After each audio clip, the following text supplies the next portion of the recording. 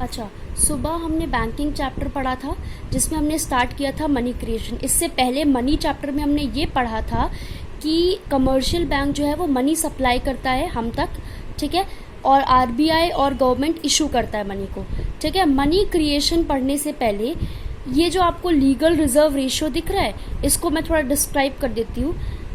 LRR, इसको हम short में LRR बोलते हैं। LRR दो चीज़ों को मिल के बनता है, that is CRR plus SLR, ठीक है। CRR प्लस SLR, इसको बोलते हैं कैश रिजर्व रेशियो, इसको बोलते हैं स्टैट्यूटरी लिक्विडिटी रेशियो, बुक में गिवन है आपके। क्लियर? ये दोनों रेट्स जो है वो कौन डिसाइड करता है? RBI। कौन डिसाइड करता है? RBI, ठीक है। अब CRR जो है वो होता है फ्रैक्शन और portion of total deposit to be kept with RBI।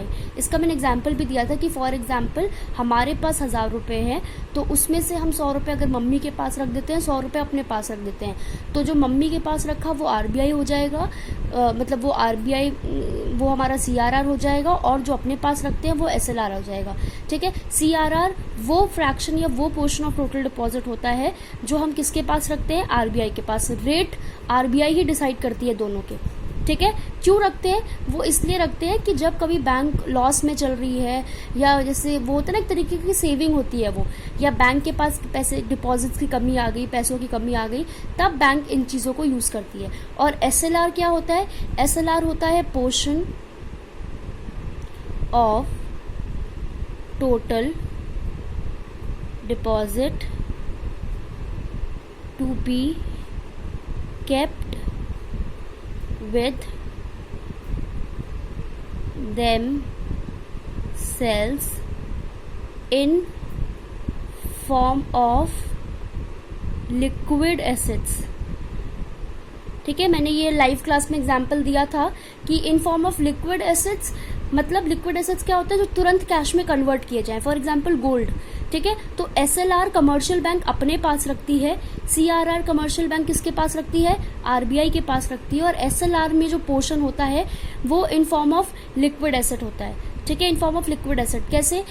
अगर आप लोगों ने सुना होगा तो लोग लॉकर्स वगैरह लेते हैं बैंक में, जिसमें वो अपना गोल्ड वगैरह भी रख देते हैं, तो वो लिक्विड एसेट का पार्ट होता है, ठीक है। तो वो जो SLR कमर्शियल बैंक अपने पास रखती है ना, वो पोर्शन किसका होता है? लिक्विड एसेट्स का। वो पोर्शन कौन से फॉर्म में रखती है? लिक्विड एसेट्स के फॉर्म में रखती है, ठीक है। और वो रेट क्या कौन डिसाइड करता है? RBI। इन दोनों को प्लस करके क्या बनता है? LRR, ठीक है। अब हम CRR इक्वल्स टू LRR बोल सकते हैं। Reason behind this, legal reserve ratio decide करती है RBI, और ये भी डिपॉजिट होता है RBI के पास, इसीलिए हम इसको इक्वल कह सकते हैं, आइडेंटिकल होते हैं एक दूसरे के, ठीक है। अब आते हैं इस पे मनी क्रिएशन पे। मनी क्रिएशन नाम से पता चल रहा है, या इसको हम बोलते हैं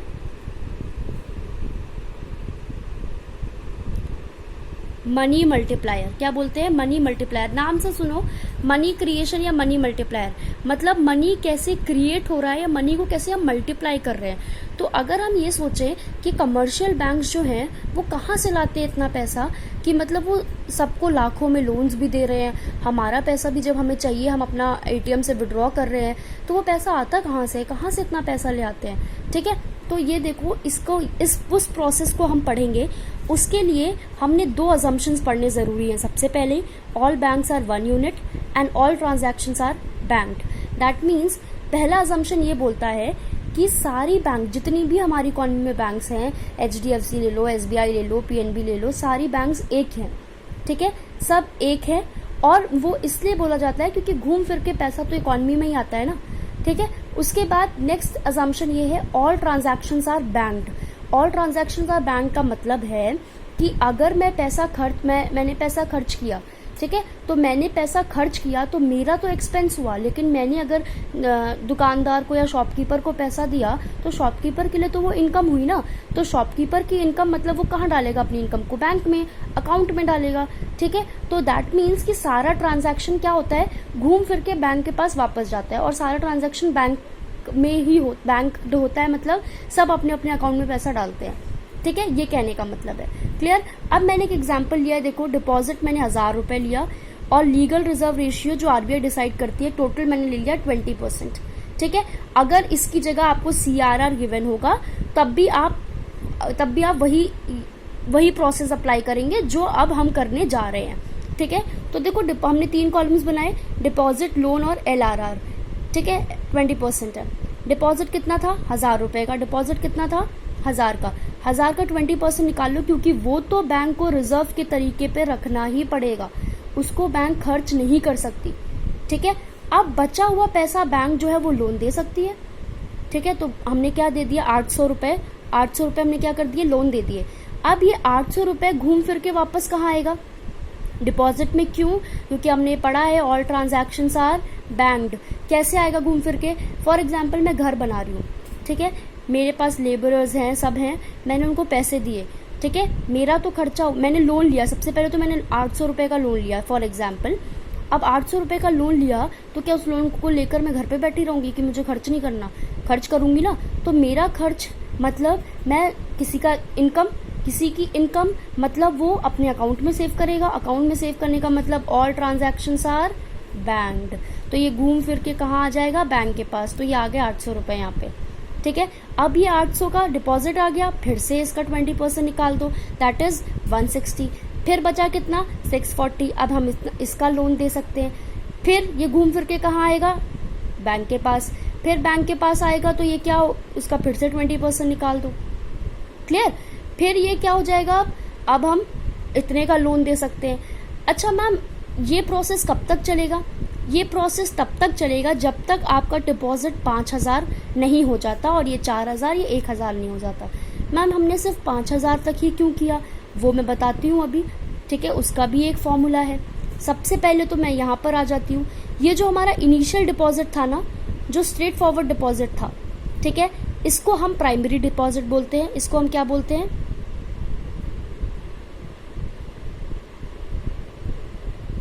इसको हम बोलते हैं प्राइमरी डिपॉजिट। और जो डिपॉजिट लोन के थ्रू हमारे पास आते हैं उनको हम बोलते हैं